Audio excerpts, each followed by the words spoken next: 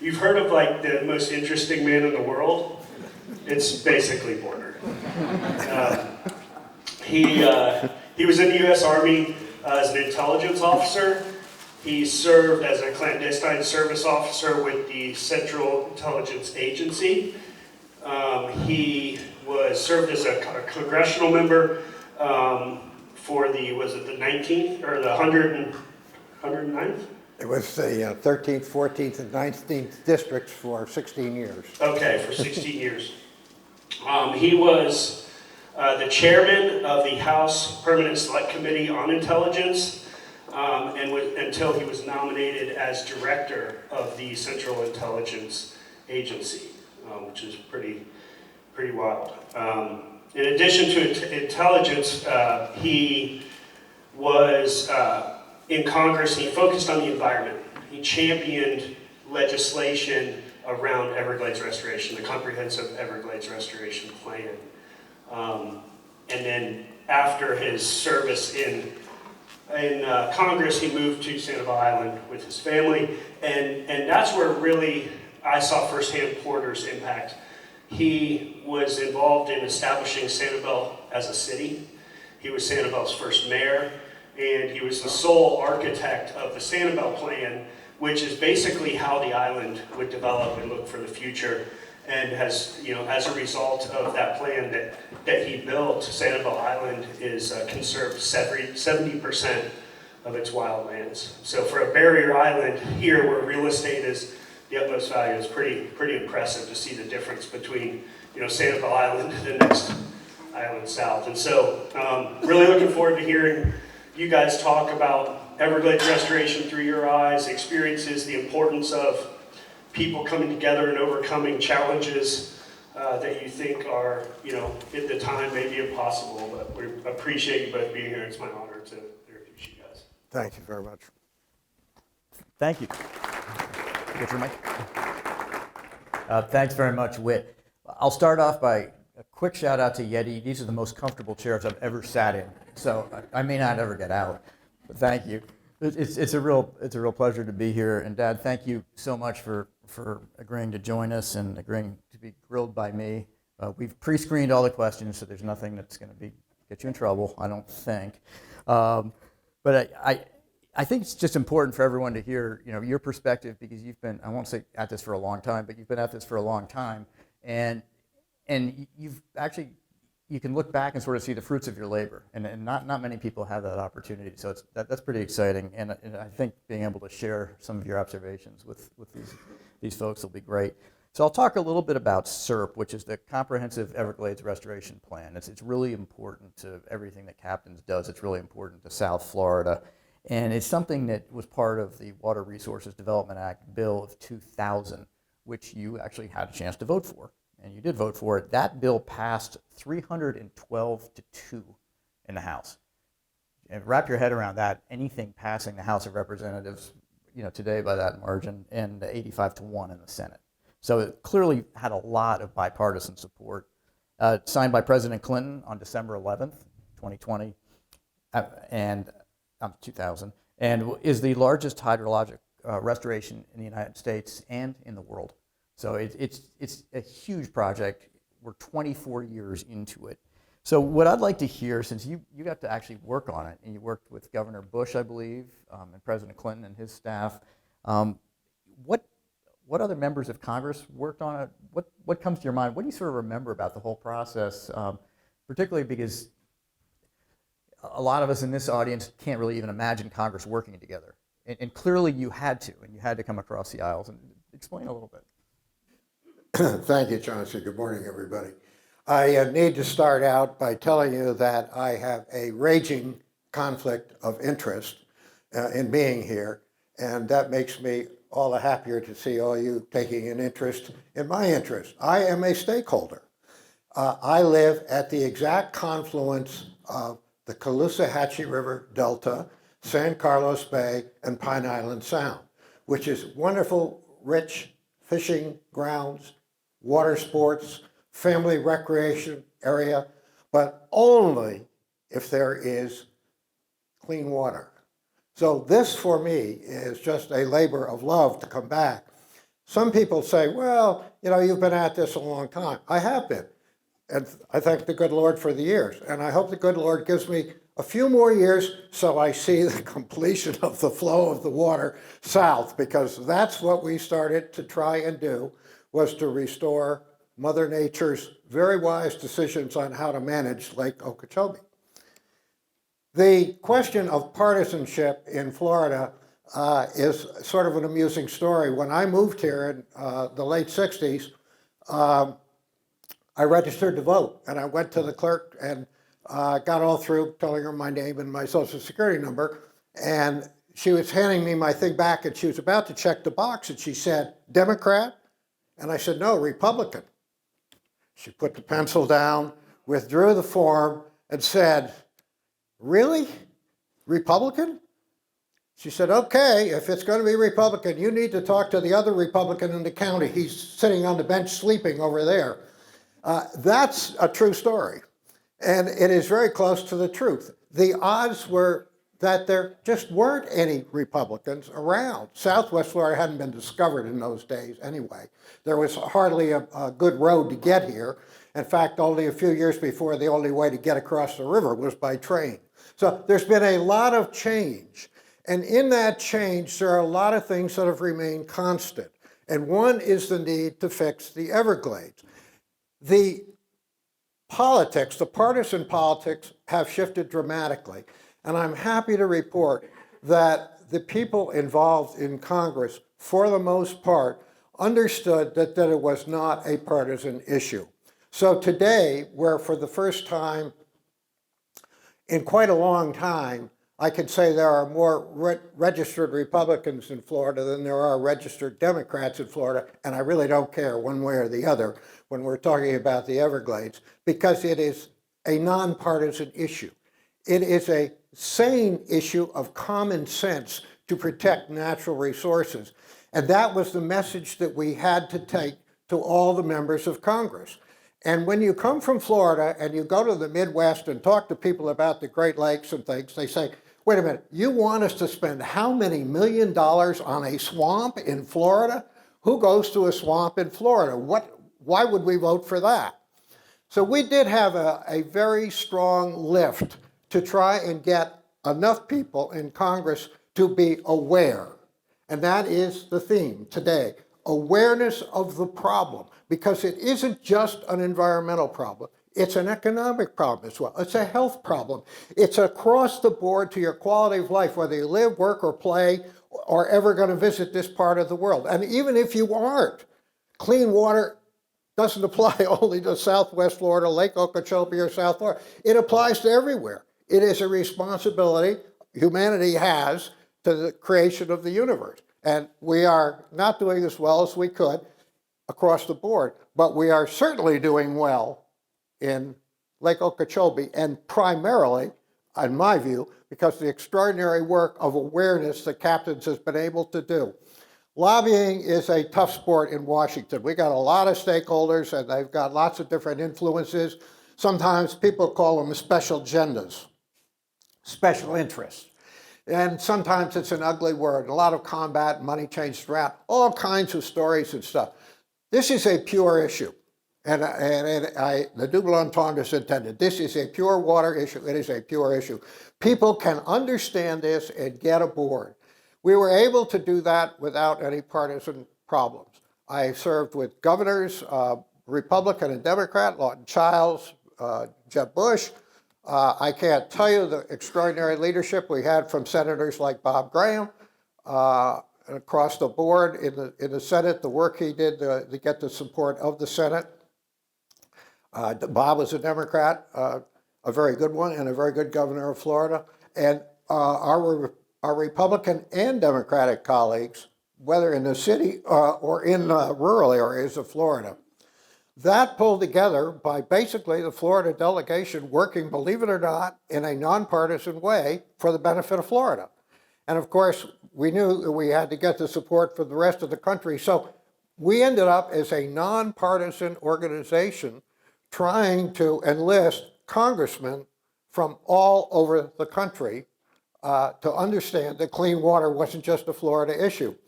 And we did it by going to various areas and various congressmen in areas where clean water mattered and said, this matters to you, and we will send constituents around, your constituents around to talk to you about it.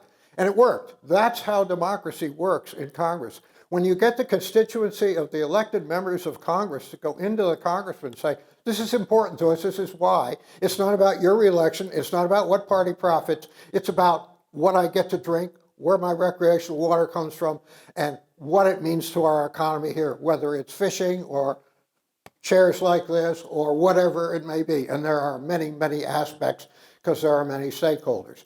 So when I go back and look at the years, I think it's great.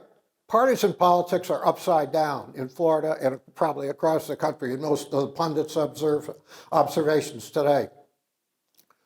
But the fact of the matter is, issues like this have emerged and risen way above them because organizations like Captains have pushed it with the awareness and the understanding and the meaning of what it does to you and your quality of life.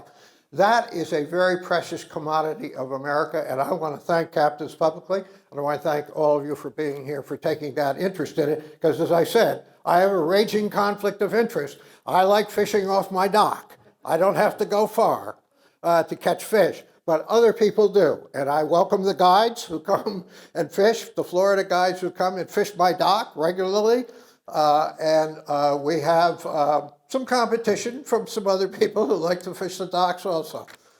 It's a big deal. It's a lot of fun. I've made a lot of good friends that way. So the answer to my question is, yeah, I was around at the beginning and I'd like to be around at the end and keep up the good work. You told me an interesting story one time about the time you had a chance to visit, I guess it was the Kissimmee River, because the Kissimmee River was straightened by the Corps of Engineers, and then we realized that wasn't the best thing to do, so we've been spending a lot of money unstraightening it. And you were part of that, and that was probably very early on in CERP, and I was wondering if you'd share with these guys that story, because I thought it was interesting. It's a true story, and it's a wonderful story, and it's a happy success for the most part. There was a decision that it wasn't just a question of the water not getting to the south or going through its natural channels. It's what was coming into the Lake Okeechobee and where was it coming from. Well, you don't have to be a genius or have a very good map to understand the Kissimmee Channel was coming in. And you don't have to understand a whole lot about hydrologic engineering. Water generally does flow downhill. And so we started looking to see where the water was coming, and sure enough, there was a good reason for what the Corps of Engineers had done to basically channelize Kissimmee, the Kissimmee River, and make it a wonderful straight shot. Unfortunately, it was like opening a vein and inserting poison, because as development came in, more and more and more contamination and pollution from natural activities going on, whether it was farming, and we won't blame the dairy farmers, and we won't blame this group, we won't blame them. Just simply say, the river, the channel was working so well and carrying so much into Lake Okeechobee. It was carrying things that nobody had figured out would get there. It was destroying the water quality of Lake Okeechobee. Solution: de-channelize the Kissimmee River. Well, problem: there are people living on the banks of the channeled Kissimmee River. What do? We send some politicians in to deal with the issue and talk to these people and ask for their cooperation. And I am not kidding. It was probably my most vivid pitchfork moment in dealing with crowds in my political career. The way it happened, one morning we announced this in the press that we were all coming to the Kissimmee Channel to have a discussion with the people who lived along the banks of the Kissimmee. And I asked them to move, please, because we are going to reflood your area. And in order to do this, we tried to do some advanced preparation, and the word was out that the governor's coming, some congressmen are coming, the senator's coming. And we did come. We arrived in helicopters. My helicopter, unfortunately, was the first helicopter in and landed. And there was a very angry crowd of people. I got out of my helicopter and looked around and started to say hello and so forth, and it was uncomfortable. Fortunately, the next helicopter was right behind me was Senator Bob Graham. Bob Graham had the most marvelous way with people. He would run into any kind of a controversial situation, and he would get there and surround himself with the people and wander and say, "Hey, I'm Bob Graham." And as the people started pushing and cutting close and saying, "We're very upset," so Bob said, just a minute, and did what he always did. He reached in his coat pocket, got out his notebook and his pen, and he said, "May I have your name? And where exactly do you live? Now, I would like to understand what is the problem," and carefully write down the problem. One by one, people started to line up and give Bob his Bob's full attention to them, taking name and address. Okay, these people are paying attention. Third helicopter arrives, Lawton Childs, the governor. "Oh, I see everybody is happy here. This is what the plan is. You now all know we're going to execute it. We're going to help you move. This is going to work very well." By God, it did. We all got back on our helicopters. Pitchforks were put away. We were allowed to leave, and we got the cooperation of those people, for the most part, because we made it aware what the benefits were going to be to them when we de-channelized the Kissimmee Channel and let nature do its work, the water quality and what that was going to mean to so many people. And these are good Americans, and they understood, and we figured out how to preserve the equity that they were losing and give them yet a better benefit to go fishing in Lake Okeechobee again. So that is a classic story of politics working on the ground level at 3 levels of government anyway, because local government was involved with us there too. And no partisanship whatever, because we represented independents, Republicans, and Democrats there. So it can happen. It doesn't happen often, but it can happen. Well, you'll be happy to know that 2 years ago we had a ribbon cutting, and for that rechannelization, there were no pitchforks, but there were a lot of smiles. So congratulations and thank you. So you're really best known for foreign affairs. If someone were to say, the name Porter Goss, they'd say, "Oh, he's a CIA director." So how do you become involved in environmental issues? How did you? I think it's sort of, you may have answered that already. In your view, is it as important as catching terrorists? Environmental issues, to me, it's a sort of a quality of life, common sense thing. After we moved to Sanibel in the late 60s, we've been in Southwest Florida. I came in World War II the first time. I grew up in Waterbury, Connecticut. It was a grimy industrial city, a war city. Lights were always on, factories were always going, manufacturing munitions for the war and stuff. We got a pass on the railroad, and I ended up on a train, and I ended up waking up in the morning in Boca Grande, Florida, on a day when there was no way to get to Boca Grande except the train, because somebody had a house who had a friend and so forth. And I saw in mid-40s, just towards the end of World War II, Southwest Florida, and I thought I'd died and gone to heaven. Orange blossoms out, beautiful beaches, clean, wonderful, sparkling water, bicycles to ride for kids, unbelievable lifestyle, and then back to Waterbury, Connecticut, the snow and the grime and the soot. I think, if I ever grow up and have a chance, I'm going to Southwest Florida. We moved here after coming back after I had an illness working overseas, and I had to leave the agency. And I came back to Southwest Florida with my family, and we took one look at the quality of life, the beauty of it, the recreational opportunity, and said, this is where we want to live.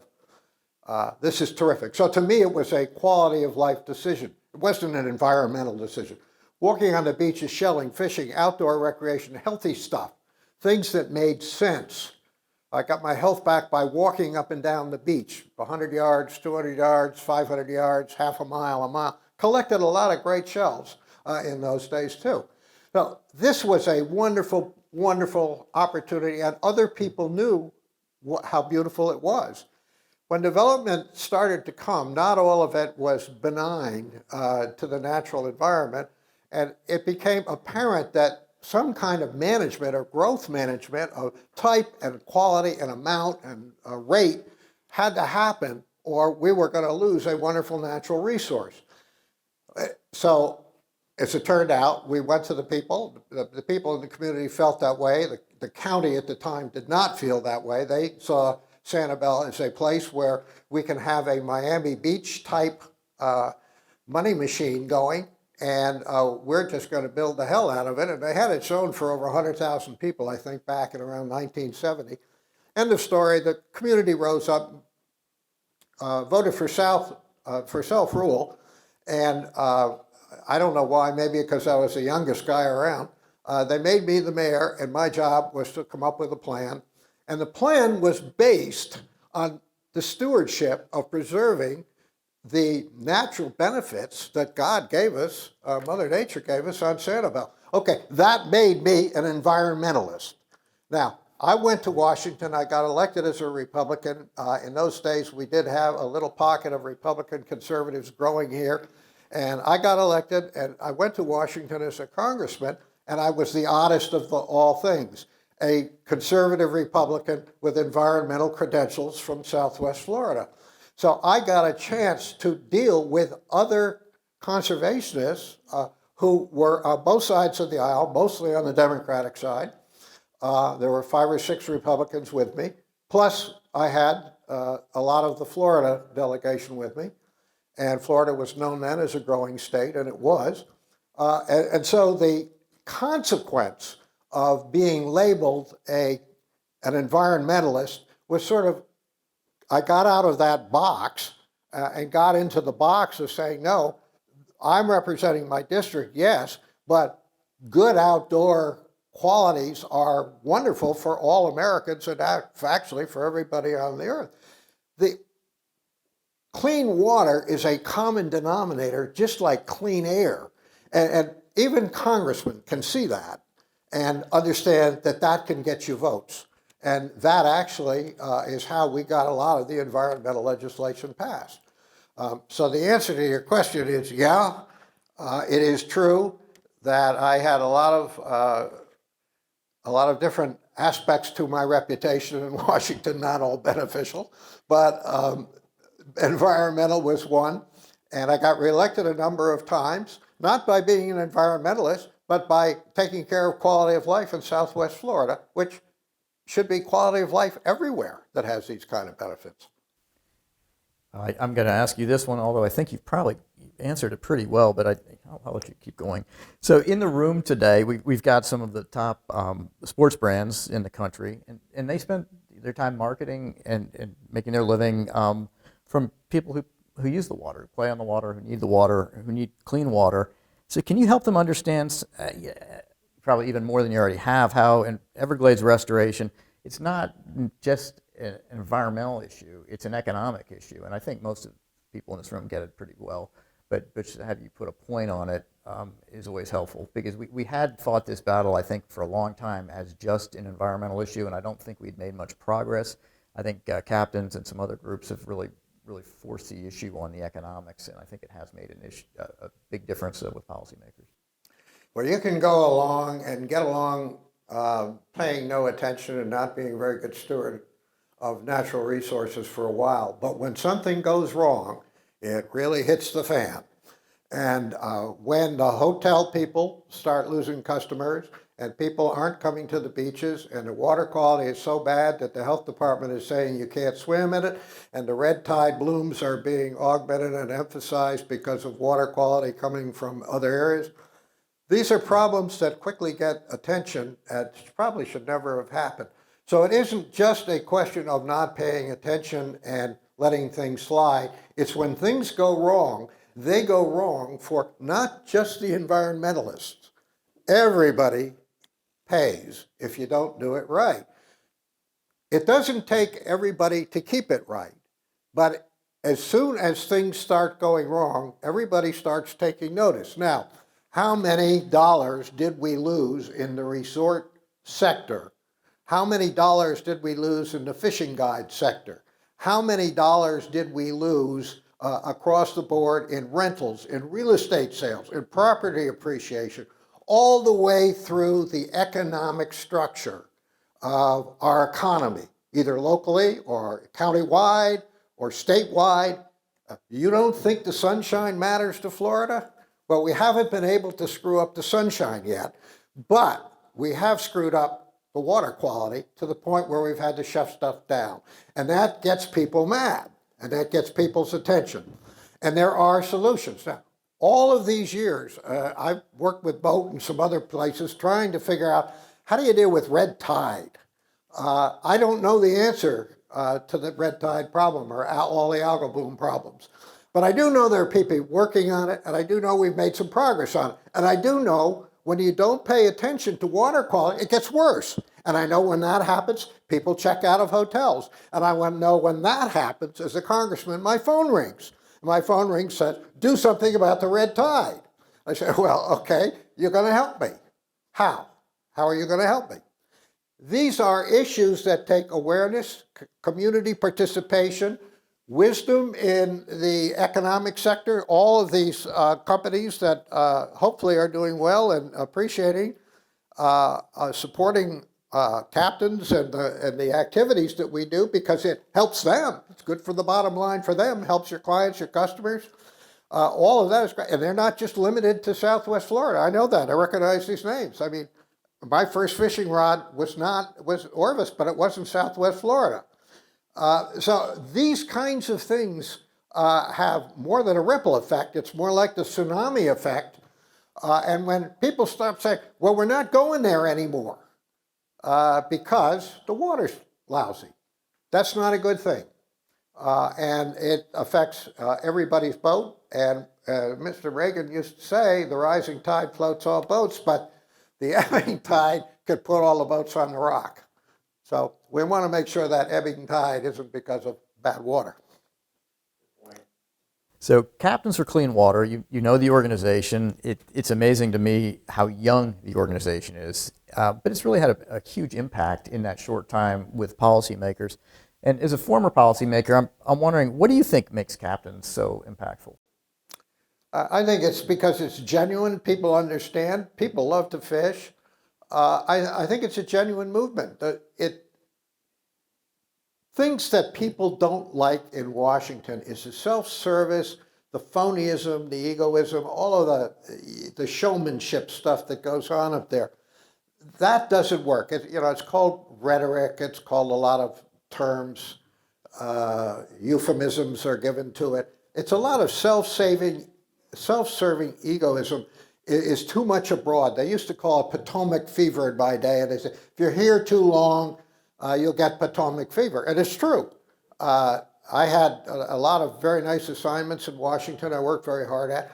But everybody, when you walk to the Capitol steps in the morning to go to the assembly for the first votes or whatever of the day, there's a staff of people standing there saying, good morning, Mr. Chairman. Good morning, Mr. Chairman. We hope you're having a wonderful day, Mr. Chairman. And you suddenly feel like a little god. Oh, I'm a very important person. That feeling tends to erode perhaps some of your determination to think about the people you serve rather than yourself.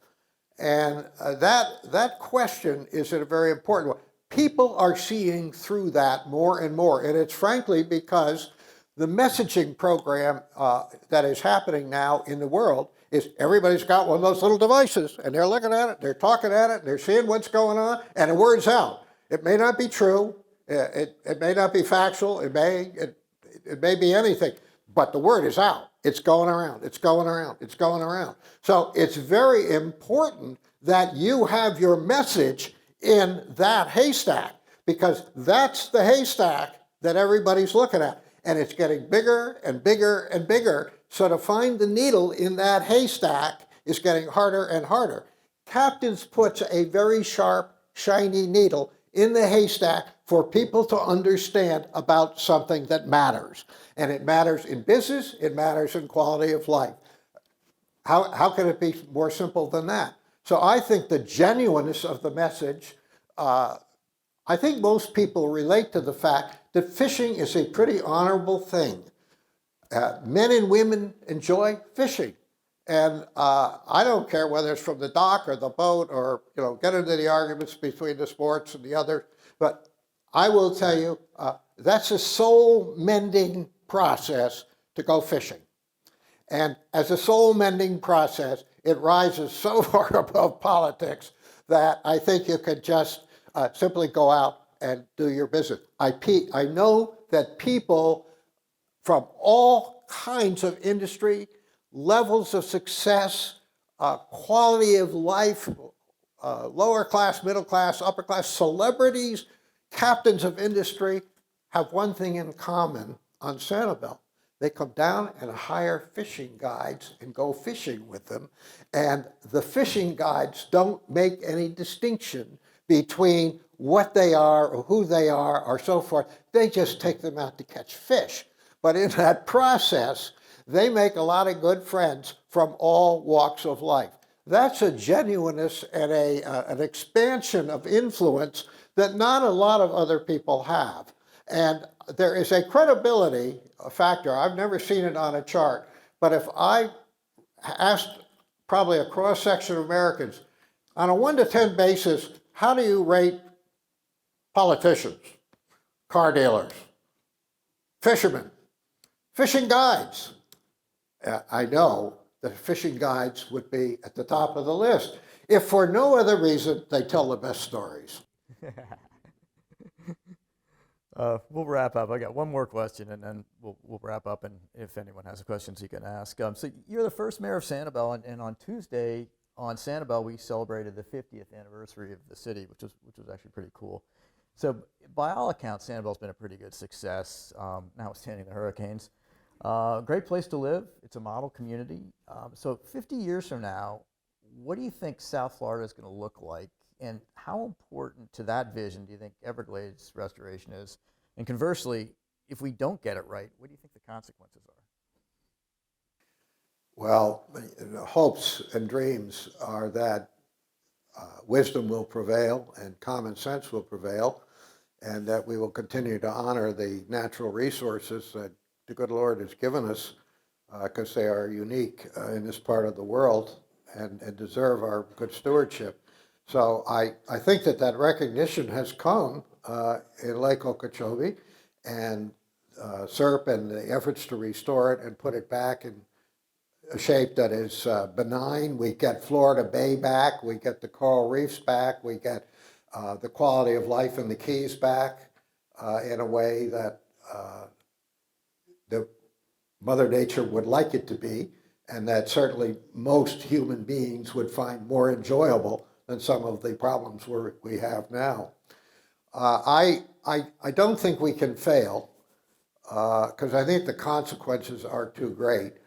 I know there's been an argument over the years in what I would call the effluent coming out of Lake Okeechobee at certain times, whether the discharges were coming more down the Caloosahatchee or more going to the other coast. And the common wisdom has always been, the political wisdom calculation has always been, the wealthy people of influence live on the East Coast, and the rest of us live over here toiling away on the West Coast. And that there's more political influence because there's more cash and more influence coming out of the East Coast communities. They've been there long, and there are very many wealthy people there. That equation is flattening out very quick, and it doesn't really exist anymore. It's a question now of doing it right. And I think both the East Coast and the West Coast have come to that agreement. I certainly know. I have a lot of friends over on the East Coast. We talk quite often about this. We were often competing about these discharges, and in a friendly way, I will say, trying to find a common solution. We found the common solution. We just have to have the fortitude and the watchdog aspect to finalize the solutions of the flow back through the South and the natural resource areas and restore what needed to be restored. We've done part of it. I think we're on the track to do the rest of it. I don't think you could get elected on the campaign of let's screw up Lake Okeechobee again. And I think there's now enough scientific information out there that says, okay, this will screw up Lake Okeechobee. We're not going to do that. So I think I'm optimistic about the future. But am I optimistic about what is going to happen in Southwest Florida, or all of South Florida, or all of Florida, or all of the United States? The answer is yeah. I have a bedrock faith. You have to, having the life I've had, in humanity doing the right thing.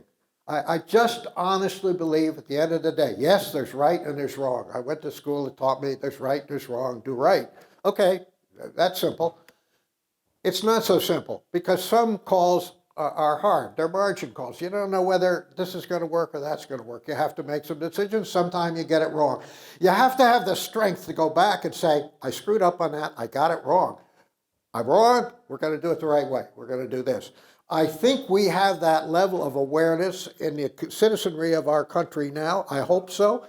And I hope it's going to demand that people say, we're doing the right thing when we are, and we're doing the wrong thing when we are doing the wrong thing. I think that the political equations in this country are beginning to include those kinds of thoughts, and I have a lot more optimism right now about our well-being as Americans, because I do think there is an awareness out there, but it won't last unless organizations, and that is everybody with what I will call a special interest, their own interest, legitimate, good interest, whatever their business is, whatever their quality of life desires are, wherever they want to live, all of these things, I think that they understand that the best country in the world is going to continue to do the best things in the world, and this clearly clarifies that process, and I think certainly this will be the future for the next 50 years. So I won't be sitting here, but maybe you will, or some of you will, and you can look back and say, that guy, I don't remember anything he said, but he was optimistic, and I'm glad we're here because he was right. Well, thank you for your optimism, and thank you for your service, and thank you for being here today. We'll wrap up now. Danny, what kind of time frame are you on? We're good. I want to get a group picture with everybody here. Heather's going to grab a light. If there's any questions you want to take, feel free. Sure, we'll do questions for a sec. If anyone has one. Yeah, Mike. It sounds like you were there at the beginning, sir. Correct. And, for 15, 16, 18 years, it didn't sound like a lot got done. So can you maybe provide some perspective on how things got sidetracked? I mean, it was an agreement that here's the solution. And, all of you need the funding and to move forward on these projects. But for, a long time, it never moved at all. What I am going to say is even though we had a strong vote, and even though we had commitments from two levels of government, that would have been in the state of Florida and the federal government, to carry on the program, we had some of the stakeholders who were not happy about the program and did not feel that their interests were being properly protected.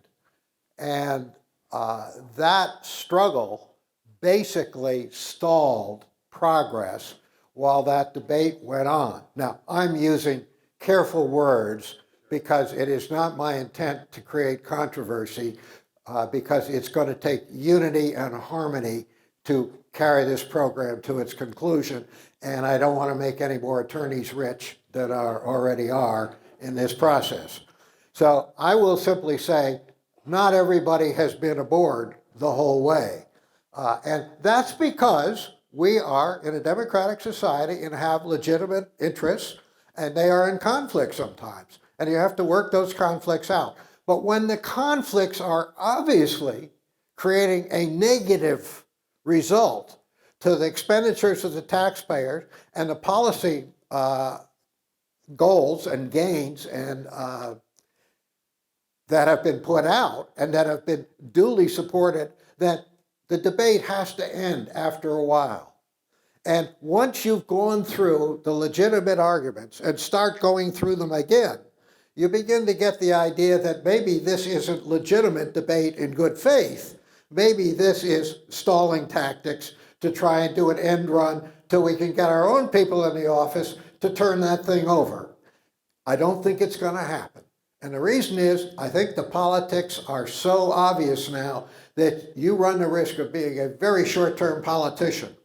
Now, I know people, good friends, politician friends of mine who have been involved, and I have, again, I'm not going to talk political parties or so forth, but I am going to talk actual fact. I believe Governor DeSantis carried on what Governor Graham and Governor Bush and so many of the Florida governors before asking, all the way down the line, have said, Lake Okeechobee is a huge asset. It's getting screwed up. We got to fix it, we got to stop it, and we got to prevent that from happening. That's been the Florida goal right down the line. And those governors have been great. I don't care what party they're in or so forth.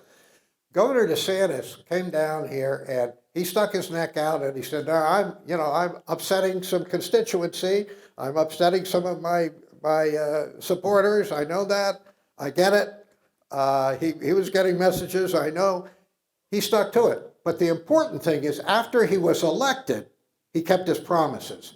And that's what it takes. And that's why the Captains for Clean Waters are so great, is to remind these people of the promises. Because there are still people who would like to upset the apple cart. There's no question about that. I am aware of that. I am not worried about their quality of life or their business interests. They have a wonderful quality of life for the most part. They're being treated fairly. They will continue to be treated fairly, even though they think they could perhaps do better by doing more that will do less good to our program. I think that we are on a winning course, and I think we're going to stay there. But there is no question that democracy is slow. The debate was slow. In that process, we saw the special interests were able to erase some of the monies that we had put out there. So yes, I have seen it. I have been frustrated. I have retaliated the way I could as a congressman. I brought the appropriations guy, Ralph Regula, from Ohio. And I said, Ralph, you're a good friend of mine. We've traveled around the world. You appreciate good things. Come on out. We need to show you Lake Okeechobee.